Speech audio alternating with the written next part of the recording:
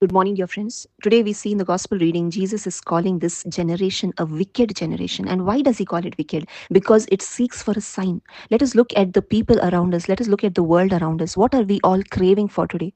Are we still craving for miracles? Are we still seeking for signs and wonders? And do we seek for the things of this world, prosperity, material things, money? If we are only seeking for these things from the Lord, then Jesus is saying, you are a wicked generation because you seek for a sign and yet no sign will be given.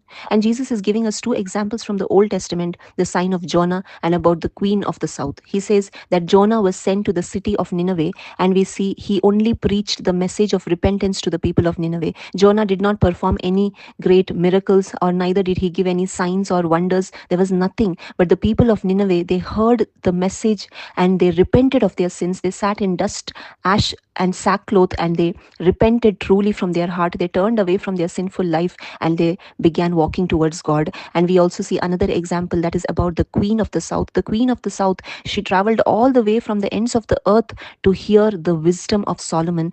God had blessed King Solomon with great wisdom, and she came to hear his wisdom, to see how God had blessed King Solomon. But today we have something greater than Jonah. We have something greater than King Solomon, and that is Jesus Christ. We have the greatest sign to believe in, that is the death and the resurrection of Jesus. Jesus rose from the dead. There is no one who has risen by himself. We know many people whom Jesus rose in the Gospels. He rose Lazarus from the dead, and he rose the daughter of Jairus from the dead, and he also rose the widow's son. But Jesus rose by himself. No one made him arise, but he rose by himself on the third day. And that itself is the greatest sign for us to believe that he is the Son of God. And we don't need any other sign today, my dear friends. When we believe in the death, the suffering, the passion, and the resurrection of Jesus, we are given the Holy Spirit. We need to believe that through his blood, our sins are forgiven, our punishment is cancelled. We were supposed to go to death,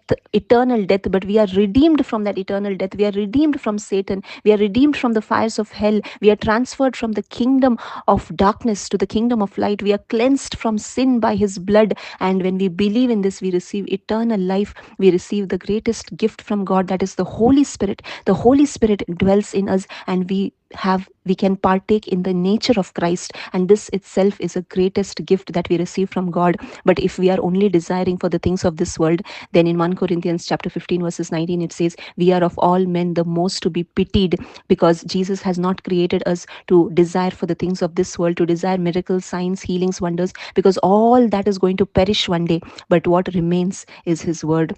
Heaven and earth shall pass away, but his word shall remain forever. Today, what we need to believe is in the gospel of Jesus Christ. That itself is the greatest sign. And when we believe in this, we receive the Holy Spirit. And when we receive the Holy Spirit, we will truly be able to live a life pleasing to God. Thank you.